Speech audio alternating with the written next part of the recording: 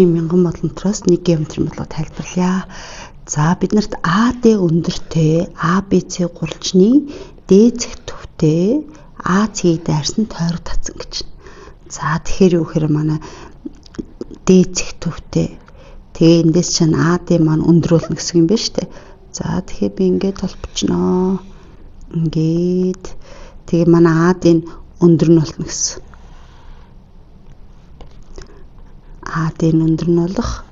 За тэгээд ингээд нэг юм гурвалжин байсан. За энийг жоохон тэгшгэн зурнаа тий.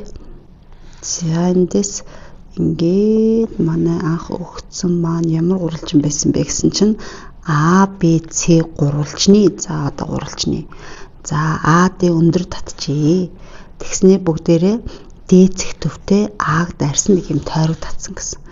За тэгээд AB талыг болохоор ийм цэгээр өгтлөөд AC талыг болохоор ийм цэгээр өгтлөөд за бид нар юу гэсэн чинь AB нь 12. Энэ зэн 12 өгсөн юм байна. Тэгээд AM нь 6 гинэ. Тэгвэл энийг би 6-ыг тавьчих. Тэгвэл AM 6 юм бол энэ зайн 12 юм бол бүгд тэр үлдсэн зайн бас 6 гэсэн үг тийм үү. За тэгээд AN8 гэж өгсөн юм байна. Энэ зайн 8. Тэгээ биднээс олох юм AC болно гинэ. За AC болно гэж. AC-г олно гэхээр бүгдээрээ энэ нэг жижигхэн зэг олчлох юм. Энийг X гэж. За тэгвэл энэ дээр бүгдээрээ юг ашиглах вэ гэхээр за энэ дээр тойргийн төвөмж энэ зай радиус, энэ зас радиус энийг нэрлэлч энийг E энэ огтлсон цэгийг F гэж нэрлэлч. За тэгвэл бүгдээр энийг ашиглах нэг юм а энд их сануулчих тий. За А цэгээс би тойрогт ингээд нэг шүргэж татчихъя. За дахиад ишигээ нэг огтлогч. За дахиад нэг өөр огтлогч татчихъя. За тэгээ энийг нь M, энийг нь N, энийг нь T, энийг нь Q гэд нэрлэлчихье л да. Тэгвэл огтлогч шүргчийн чоромоор AK шүргчийн квадрат нь AM гэсэн цаг AN-ээр үржилсэндээ тэнцүү. Шүргчийн квадрат нь AM-ыг AN-ээр үржилсэндээ тэнцүү. За энэ бол гурвчны төсөөгийн чанар ашиглаад амархан баталж болно. За дахиад нөгөө огтлогчийн бичээ. Тэгэхээр AK квадрат гэдэг бол AT-г AQ-гээр үржилсэндээ тэнцүү байна. За энэ чормыг марчаад бол бүгд энэ А цэгээсээ эхэлж байна гэдгээр санахгүй тий. За тэгвэл одоо энэ хоёр тэнцүү юм чинь энэ хоёрын тэнцүү шүү таарш шүү. Тэгэхээр эндээс AM-ыг AN-ээр үржилсэн нь AT-г AQ-гээр үржилсэндээ тэнцүү. Өөрөөр хэлбэл AM-ыг AN-ээр үржилсэн нь AT-г AQ-гээр үржилсэндээ тэнцүү байх нэ. За энийг ашиглая бүгдээрээ. За энийг бүгдээр хаана ашиглах юм гэсэн чинь за одоо B2-оос энэ чинь огтлогч энэ бас огтлогч гэсэн үг шүү дээ тий. За тэгэхээр бүгдээрээ санийхан теорем бичвэл BM-ийг BA-гаар үржилсэн нь B-ийг BE-пээр үржилсэнтэй тэнцүү.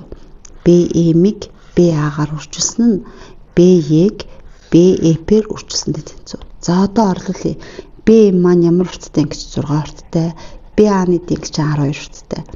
За BE гэхээр энэ зай шүү дээ. За энийг би ингээд гурвчныхаа өндөр юг оролцуулж бичиж тэхийн тулд энэ өндрийн суурь байгаа зү. Тэгэхээр BD-гээс хасах нь радиус гэж тавьчих. За BE-г би BD-гээс хасах нь ED гэсэн үг шүү дээ, радиус. За BEP-г яах юм? BEP-г яаж тавих вэ гэсэн чинь би BD дээр нэмэх нь FD гэж тавьчих. BD дээр нэмэх нь FD. За тэнгууд бид юу гэж харагдаж байна гэхээр 72 тэнцүү BD-гээс нь ED нь юу юм гэж чинь радиус юм байна. BD дээр нэмэх нь FD нь юу юм гэж чинь энд муу адилхан радиус юм байна. Тэнгууд энэ арын хэсэг нь гоё 7 төмөө болчихж байгааз 72 тэнцүү BD-гээс хасах нэр BD дээр нэмэх нэр гэдэг бол BD квадратаас хасах нь радиусын квадрат ахны. За тэгээ ингээд BD-тэй нэг тэгшил гаргаад авчлаа.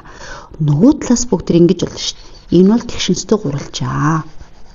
Тэгвэл энэ бүгдээ Пифагортч катн мэдэгдэж байгаа тий. За тэгэхээр эндээс би юу гэж Пифагортч гэж байгаа гэхээр AB нь гипнус учраас AB гипнусын квадрат гэдэг бол AD катын квадратээр DB катын квадратыг нэмстэй тэнцүү. AB нь хэдийн гэсэн чинь 12, AD-г болохоор бүгдээ эргээд илэрхийлсэн. Тэгээд BD квадрат DB B-дээр адилхан штэ ингээд авчих. За тэнгууд одоо бүгд энд нэг мэдэгдэж байгаа илэрхийлсэн энэ хоёроо нэг дөр авчиад тавьчихнаа. За энэ дээр байгаа илэрхийлэлийнхаа доор авчир тавьчих бүгдээрээ. За тэгэхээр 72 тэнцүү BD квадратаас хасах нь R квадрат. За нөгөө талаас харахад надад R нь эрэхтэй одоо ч энэ хоёрын хооронд нь хасчих. За 144 12-ын квадрат 72-ыг хаслаа. Хооронд нь хасахаар энэ хоёр хураагдчих штэ. Тэгээд R квадратаас хасах нь R квадрат тэгэхээр хасахын нэмэх болоод нэмэх нь 2R квадрат болж байна. За 144-өөс 72 хасчихсан 72 болоод 2R квадрат.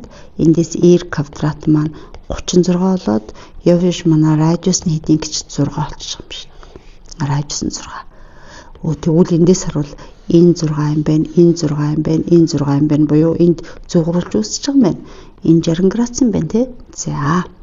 За одоо бүгд нөгөө талаас харуул ер нь энийг болчих байгаа шүү дээ. Тэгвэл одоо бүгд энэ цагаан гурвалжин дээрээ яг санийхаагаа ашиглачи радиус мэдсэн юм чи. За тэгвэл яг санийх шиг бүгд охлог шүргчийн чоромоор юг ашиглах гэж байгаа гэхээр CE-ийг CA-гаар үржүүлсэн CE-ийг CE-гээр үржүүлсэн тэнцүү. CE маань энд юу x юм байна. За CA нь болохоор юу гэсэн чинь x дээр нэмэх нь 8 юм байна. За CF нь юу гэсэн чинь CF болохоор би ингээд тавьчих л та тий. CD-гээс хасах нь радиус. За энд бид шууд орлууллаа шүү. CD-гээс хасах нь радиус. За CE-г юу гэж тавих юм гэсэн чинь CE-г юу гэж тавих вэ гэхээр CD дээр нэмэх нь радиус. За энийг би CD дээр нэмэх нь радиус гэж тавьчих. Радиусыг өдрөө мэдчихсэн шүү дээ. Тэгэхээр эндээс x квадратаар нэмэх нь 8x нь тэнцүү CD квадратаас сан радиусын квадрат.